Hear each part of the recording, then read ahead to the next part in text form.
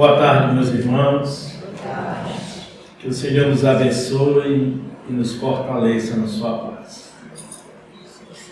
Nós vamos abrir aqui um espaço e pedir licença a vocês para contarmos um pouco a nossa história, a nossa vivência nesta casa.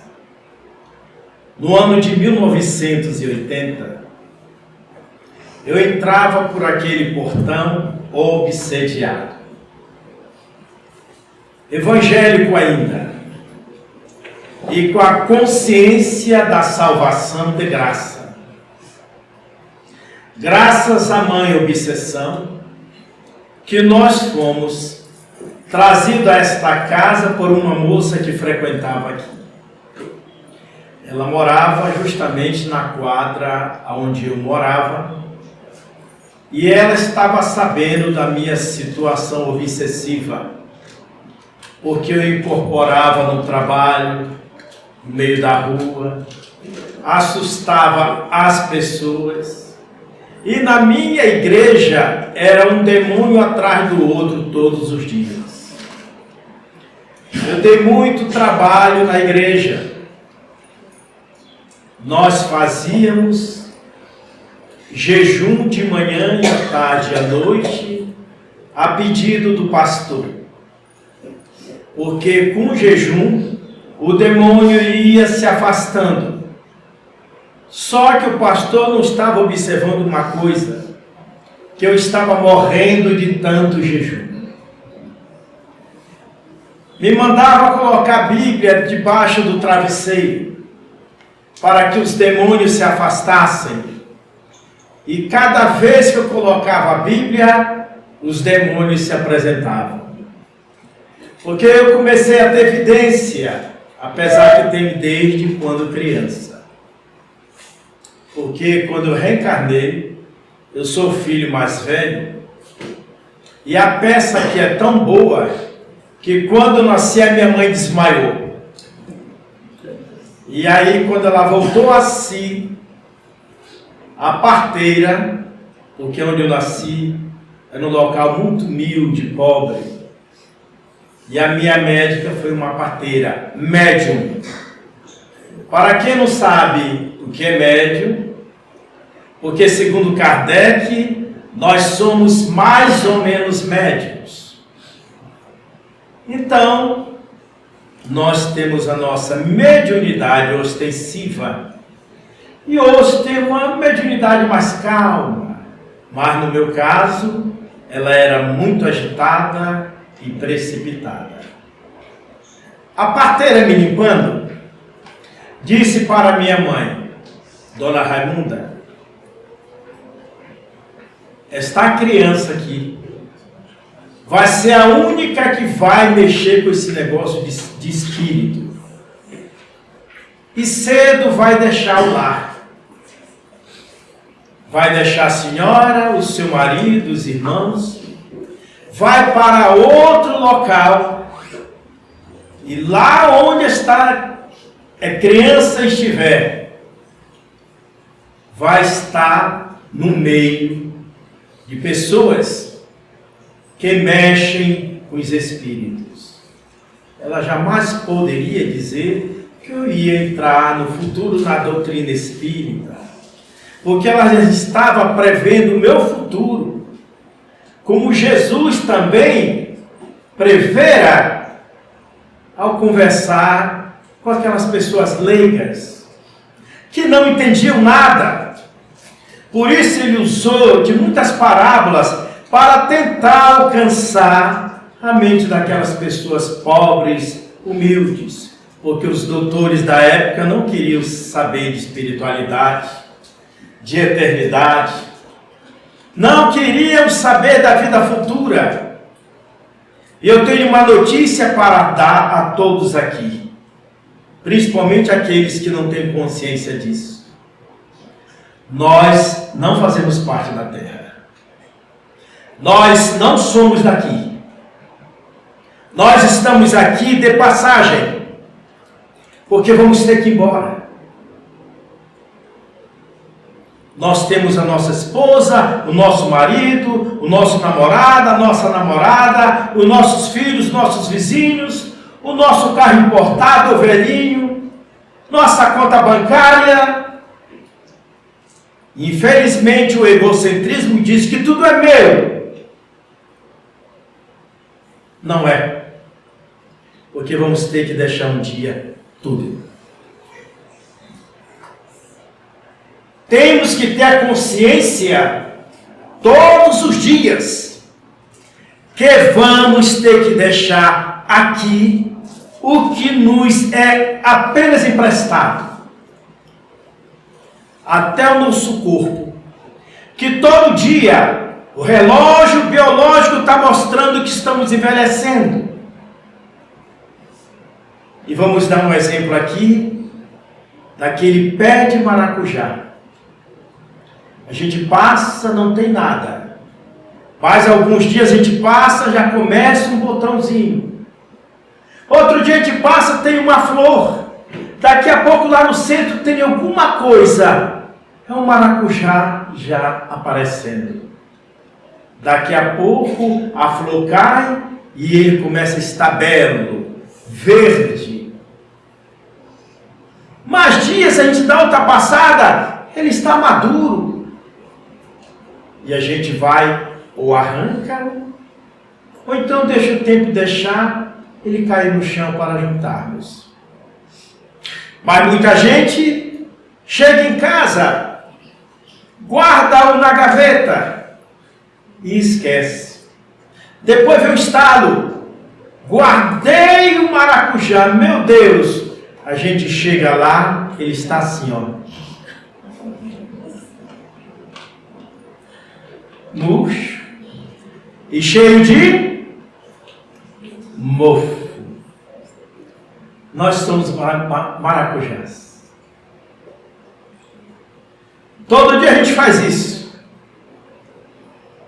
Como disse o nosso irmão. Eu e o Paulo estamos mais velhos. Porque nós estamos caminhando para a vida futura. E ainda tem gente que diz, eu não vou morrer nunca. E não percebe que está. Eu não piso num cemitério. Nunca. Quando fizer isso aqui, vai pisar lá. Mas nem todos têm o mérito de chegar até ao cemitério. Quem viaja muito pode explodir lá em cima. Ou então numa queda de uma aeronave. Ou então de um naufrágio, que não se acha nunca mais o corpo. E a parteira pode se preparar, dona Raimunda, que esta criança, muito cedo, vai embora. E aconteceu tudo o que ela disse. Ela previa o meu futuro. Fui católico, evangélico, cheguei em Brasília, dia 29 de setembro de 79, ainda evangélico, e o convite da espiritualidade já estava me chamando para o acerto de contas. Não é acerto de contas, que a gente fala muito, que a vida é uma chicotada sempre, né? Mas é justamente para a consciência que este ser aqui é recalcitrante do passado e precisa no bem andar no compasso da vida, na estrada do bem, para frente e para o alto. Quando eu adentro a esta casa aqui, eu fui direto lá para a sala do Dr. Bezerra de Menezes. Não sei se aqui vocês lembram do seu Djalma, que quantas vezes a gente conversou. Mas olha como ele me recebeu. Quando eu passei pela triagem e depois fui até sua sala, olha o que ele me disse. Porque ele já estava vendo o que acontecera comigo e que poderia vir a acontecer no futuro. Ao invés dele chegar, sente aqui, meu irmão, vamos cuidar de você. Olha o que ele disse. Agora que você está chegando, né? Agora, né? E tem que vir desse jeito. Porque quem era evangélico falasse espiritismo para mim. Mas a mãe obsessão é abençoada. Segundo Joana de Ângeles Espírito, nós temos não obsessores. Nós temos sim obsessores, mentores indiretos, que graças a ele, a esses obsessores, a eles, que muitos estão aqui. Porque se não fosse isso, vocês estariam na casa de vocês ou fazendo outra coisa. Esse núcleo de educação, de despertamento, este foco de luz, é justamente que vai nos trazer da consciência que hoje estamos aqui e amanhã onde estaremos. Porque, repito, nós não somos daqui. Nós somos argonautas da eternidade.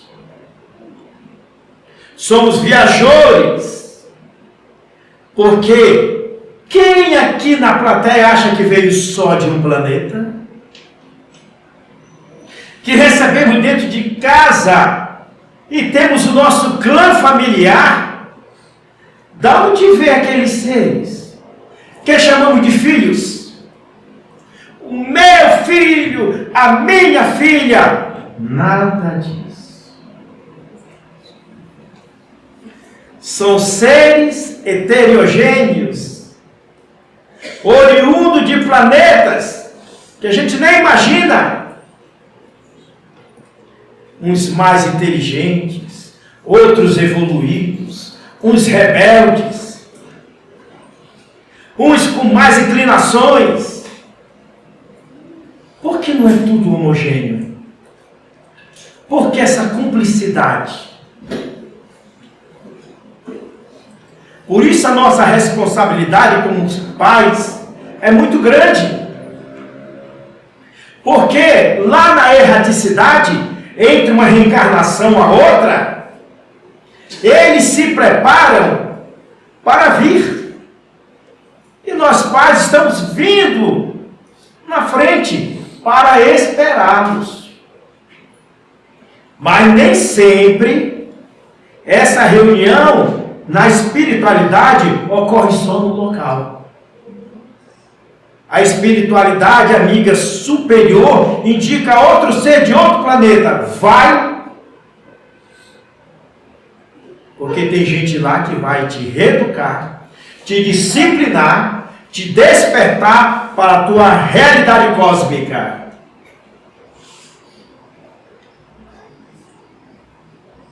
E a minha mãe, quando soube que eu estava determinado a deixar meus irmãos, eu aqui não sabia por quê, mas alguma coisa você precisa ir. Porque pai não é dono de filho e nem mãe é dono de filha, e vice-versa. Nós não somos donos de ninguém. E a gente vive naquele apego. O feminicídio que está acontecendo agora, simplesmente, se aquele ser que o provoca tivesse consciência da vida futura, ele não brigaria como nós brigamos.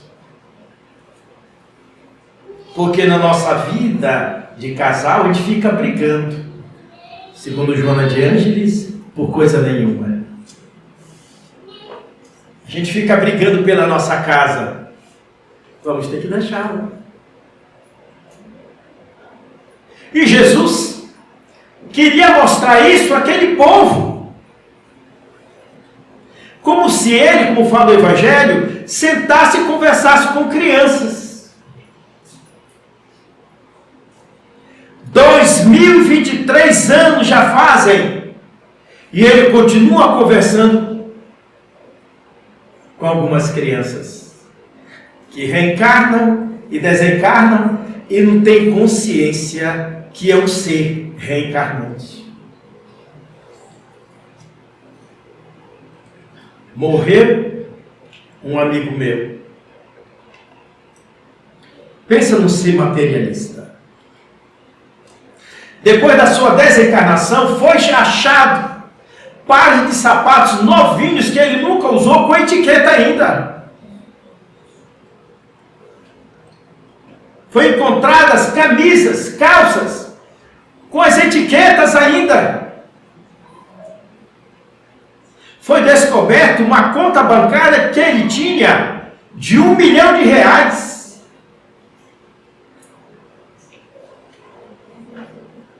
Mas graças à bênção do câncer, que ele foi se lapidando, mas não foi se desmaterializando. Ele teve um câncer no estômago. O sofrimento dele foi de 5 anos. Era para o vaso e sua cama. Hospital. Vaso, sua cama, hospital. Durante 5 anos. Mas todo dia ele jogava no jogo do bicho. Porque ele meteu na cabeça que ele ia ser rico. Em estado de decomposição já. Que ele foi se decompondo. Veja a cegueira que ele tinha a respeito da vida. Era religioso. Daquele que só pensa na igreja, mas nem pisa lá. Porque às vezes até na casa espírita que nós frequentamos, vamos às vezes desencarnar, não tomamos consciência de todos os dias o que fazemos aqui. Dizem os espíritos que tem mais espíritas no umbral do que outros religiosos.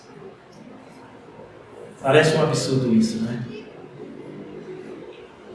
Por quê? Porque nós não nos analisamos. Não fazemos uma introspecção diária. E ao acordarmos, Senhor, estou vivo ainda no corpo. Que bom, Senhor. Então deixa eu trabalhar.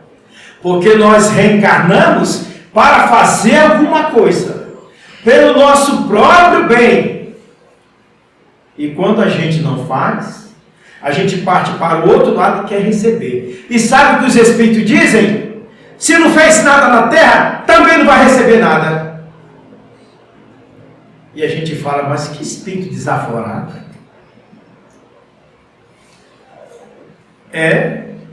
Se nós analisarmos a oração de São Francisco de Assis, o que é que está lá no meio? É dando? Mas se você não faz nada, você não dá nada. O seu Djalma me disse lá na sala, chegou a hora de você doar. Doar o que, seu Djalma? Você vai entender. Já comece a passar na sala de desobsessão. Depois você vai fazer a campanha Alta de Souza. Depois você vai fazer leitura nas reuniões públicas.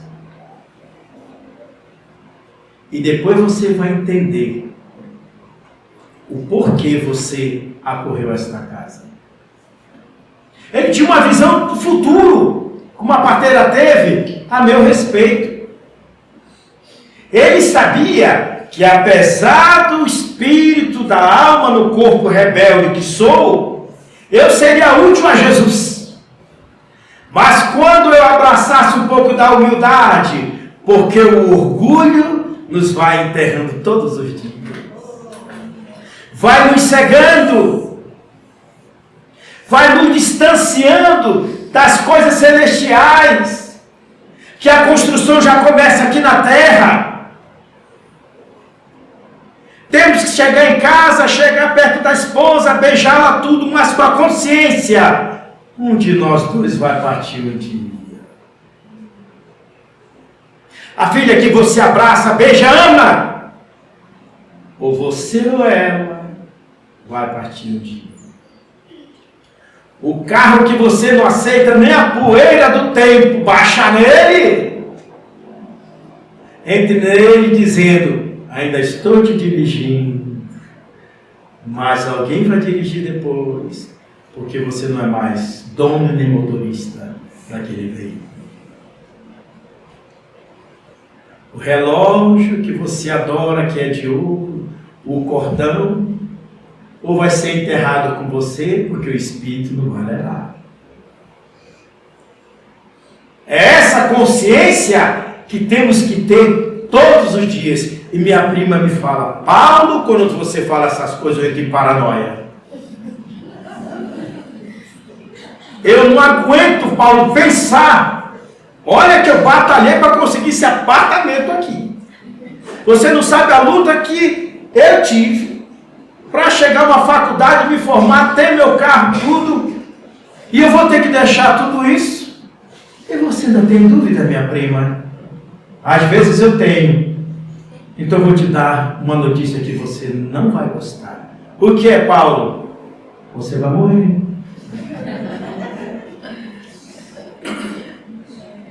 Prima, ou você vai no meu enterro, ou eu vou no seu. Sabe o que ela me disse depois? Paulo, eu todo dia eu acordo agradecendo a Deus que eu ainda estou no corpo físico, mas eu estou dizendo para mim, tudo aqui dentro é emprestado.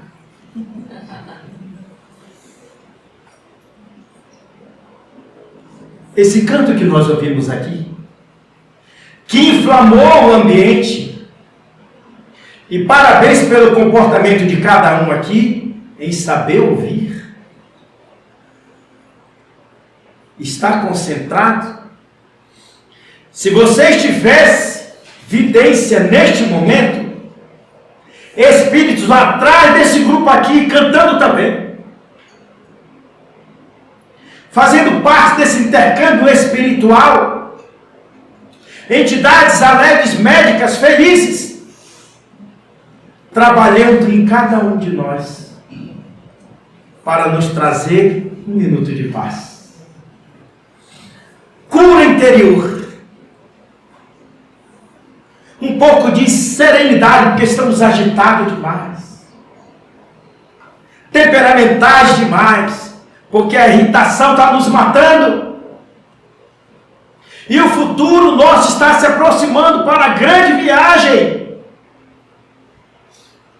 E quando o ônibus chegar, ai de nós, se não estivermos no ponto. Ou você entra no bem, por bem, no ônibus, ou você vai ser arrastado.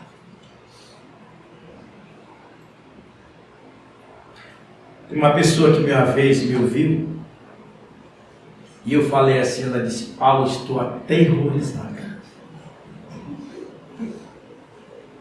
Quando eu vejo um ônibus, eu me lembro de você. Porque eu penso no ônibus que vai me levar. Aquilo ficou no meu psiquismo. Digo, que bom que você tem consciência que esse ônibus vai chegar. A porta vai se abrir. E se eu não tiver dinheiro para pagar? Você entra de graça. Porque a gente vai de graça. Ou então vai compulsoriamente. A força. Eu fui tocar num determinado local e o palestrante, ia falar sobre a desencarnação. Ele me agradeceu pelo canto, eu o agradeci pela palestra. De madrugada ele desencarnou. Ele era espírita. Será que ele estava preparado? Ele estava para o tema, mas será que ele estava preparado para isso? Não estava. Mas se ele tinha consciência, depois da desencarnação, é outra coisa. Porque perguntaram para Chico Xavier: Chico, você tem medo da morte? Ele disse: não. Eu tenho medo do ato da morte. Basta dizer que ele ficou apavorado lá em cima quando o avião ameaçou cair. É o ato em si. Até eu, que de vez em quando estou viajando, já fez um tour pela Europa toda, passei no túmulo de Allan Kardec, mas eu fui conhecer os lugares aonde eu só assistia nos filmes. Eu fui em Roma, entrei no Coliseu, sentei e fiquei observando e me lembrando dos filmes dos gladiadores. Aquela luta sangrenta.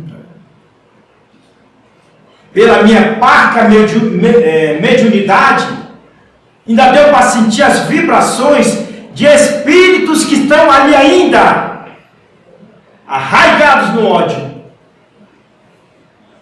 pelo que passaram. Ainda tem seres ali. Mas ao mesmo tempo, eu pensei, para encerrar, e Maria, a mãe de Jesus.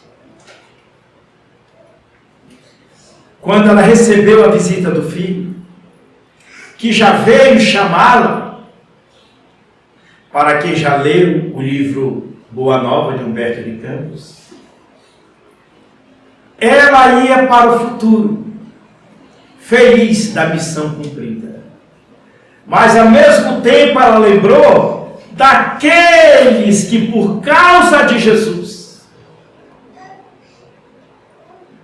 em amor ao filho dela, estavam nos cárceres daquele Coliseu, e as feras famintas estavam aguardando milhares de cristãos que iriam dar vida por Jesus. Porque ali tinham a consciência da vida futura, mas iriam passar pelo fio da espada do holocausto vivo. Ela se apresenta naqueles cárceres e vê as mulheres, os idosos, os jovens, crianças, mulheres com filhos no colo, esperando a hora da carnificina, e se olhava por uma janela redonda que eu vi os companheiros que partiram na frente para dar o grande testemunho. Aquele povo assistira lá, as feras comendo uns aos outros. E quando Maria chega naquele cárcere e percebe o terror coletivo, porque não é fácil você olhar por uma janela e saber o que te espera. Não tem como. Porque nós somos emoção também. Nós somos sensíveis. E o sistema nervoso central se dilacera todo, principalmente com uma imagem daquela. E olha o que faz Maria. Não poderia ser vista, porque era já espírito. Mas essa influência que na tarde de hoje está acontecendo nesse clã familiar, no céu, ocorreu lá também. Duas ou mais pessoas, Jesus está presente. Não é preciso se fazer ver, basta sentir para quem tem sensibilidade. E ela pega com a sua força espiritual e começa então a transmitir a sintonia do canto, chegando para as médiuns mais ostensivas e falou assim: canta, minha filha, canta. Parece que elas incorporaram alguma coisa. A grandeza espiritual de Jesus estava presente também. E todo aquele povo começou a cantar. Deram as mãos. E quando a porta foi aberta para o grande sacrifício, entraram cantando. A plateia que estava enlouquecida parou um pouco. O que é que esse povo está fazendo? Vai morrer? E ainda está cantando? Aí soltaram as feras. E quando aquele povo unido, em nome de Jesus, pensando na vida futura, porque tudo passa, se ajoelhou e se entregou. Narra um espírito depois que quem teve evidência na época, na hora que a maior parte se ajoelhou e se entregou de corpo e alma, pensando em Jesus, antes que a fera se aproximasse o espírito saiu, voou, não sentiu uma dor. E que na tarde de hoje, que a nossa morte seja sem dor. E se for, é para lapidar o que ainda falta ainda, na nossa estupidez, na nossa ignorância, da nossa falta de fé, de esperança, de certeza no amanhã. Acreditar que Jesus veio e conversou conosco. Que possamos parar com as nossas brigas transitórias, materialismo cego, para chegarmos lá então e dizer: Senhor, eu fiz alguma coisa em teu nome. Eis-me aqui, Senhor. E para aqueles que ainda têm dúvidas, é melhor então fazer o que Paulo de Tarso fez. Senhor, o que queres que eu faça? É a nossa frase diária. Ao acordarmos, não revoltado com a segunda-feira já, espraguejando, já saindo irritado para o trabalho, brigando já dentro de casa, no nosso silêncio íntimo, devemos acordar e perguntar: Senhor, o que queres que eu faça? Senhor, faz de mim instrumento de tua paz, mesmo que eu tenha que dar a face direita e a esquerda, porque seremos perseguidos também por nós mesmos. Que o Senhor nos abençoe, nos fortaleça na sua paz e até um dia. Muito obrigado pela paciência de vocês e nos ouvir. Que Ele nos abençoe.